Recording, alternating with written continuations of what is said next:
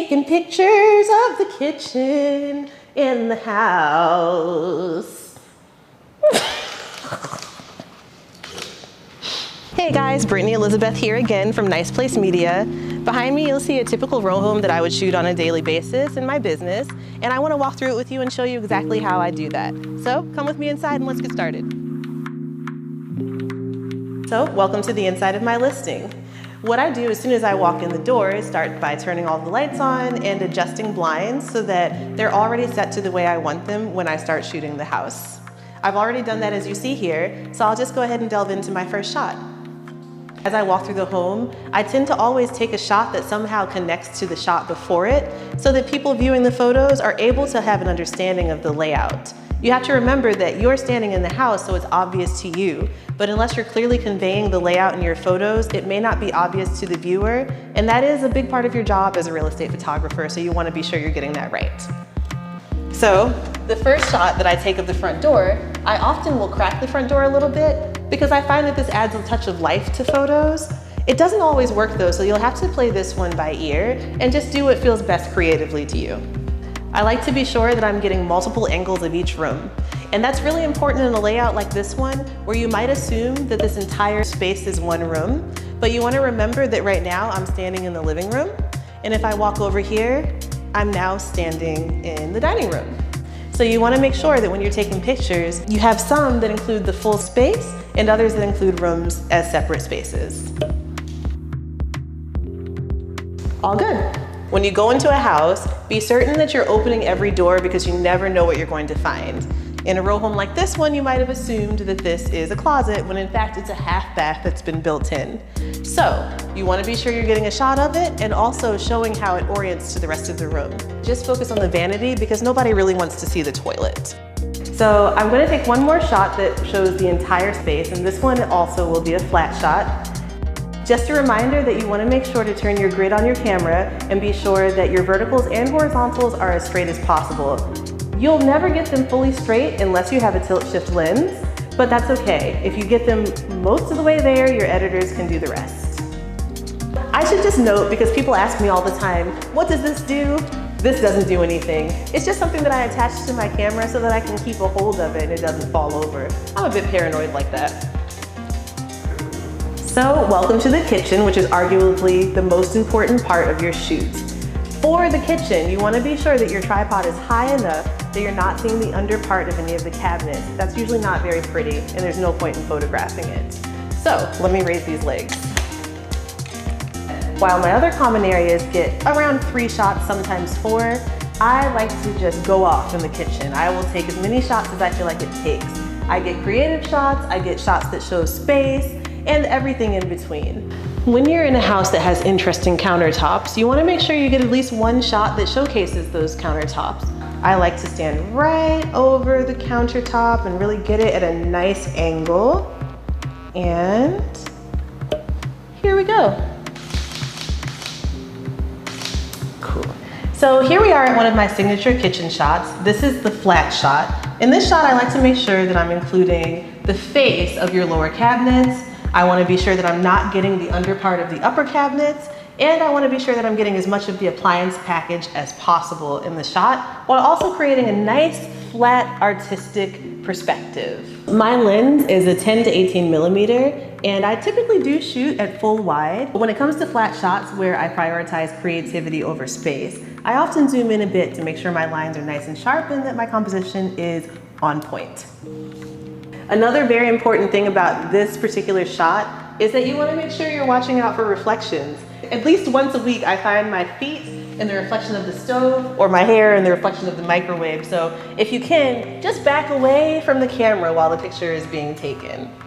Another important shot that I take in kitchens is one where I'm standing in a corner of the kitchen shooting outward. I highly recommend always getting into 1 or 2 corners in your kitchen and shooting outward. You'd be surprised at how good this shot can look. Okay, so we're all done with the kitchen and also the first floor, but there's one other thing I want to note. You may have noticed that there is some blue and orange tape in various parts of the house. You'll find that a lot in new construction and newly remodeled homes. The tape is to let contractors know that they still have work to do in certain areas, and for that reason, I don't typically move it. but I do make a mental note of it so that I can go back in later and Photoshop it out. So let's head on upstairs and take some shots here. I do like to take a shot of the staircase, but that is on a case-by-case basis. The things you'll want to pay attention to if you're thinking about taking a staircase shot are how the banisters look. Are they new? Are they unique? And also how the stairs look. Are they in good quality, good condition? If they are, go ahead and get a creative shot of those stairs. Your realtor will thank you for it. Welcome to the upstairs level of this home so that the viewer will understand where we are and where we're going. My first shot of the upper level tends to be the hallway. So let's go out there and start there, and then we'll work our way around the bedrooms and bathrooms.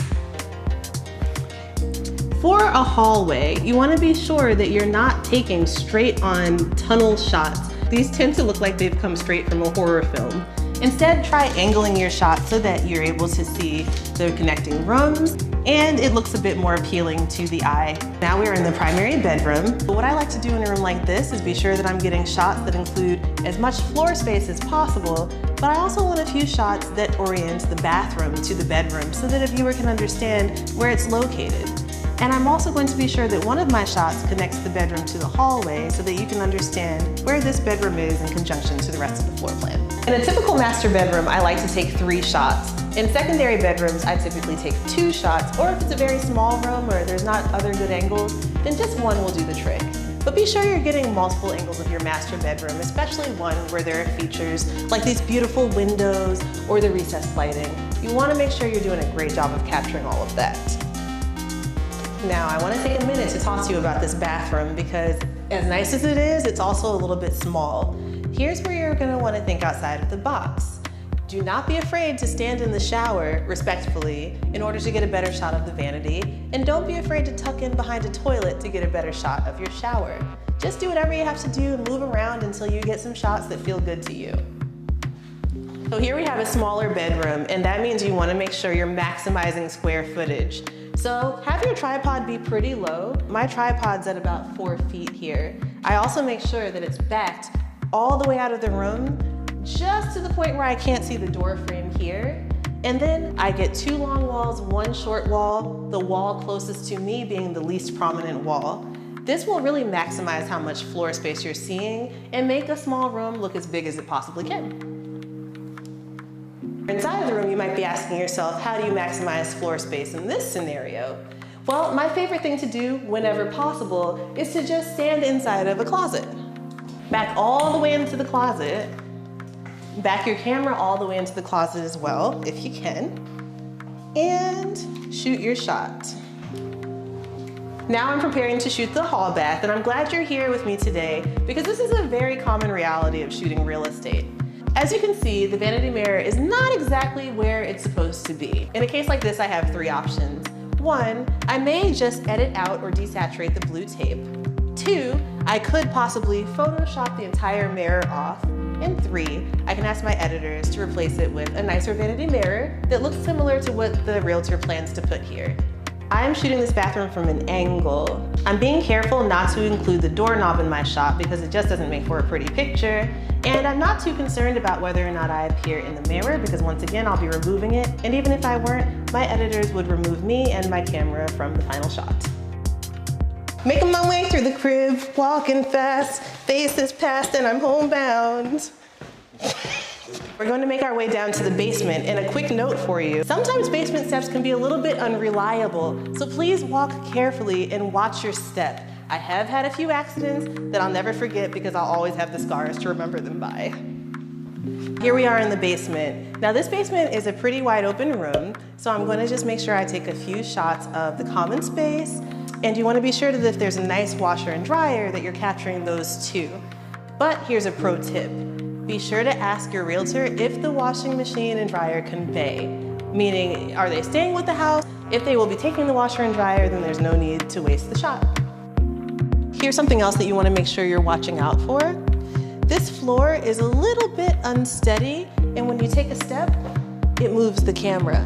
Be sure that in a situation where the floor is a bit shaky, that you're standing perfectly still while your shot is being taken.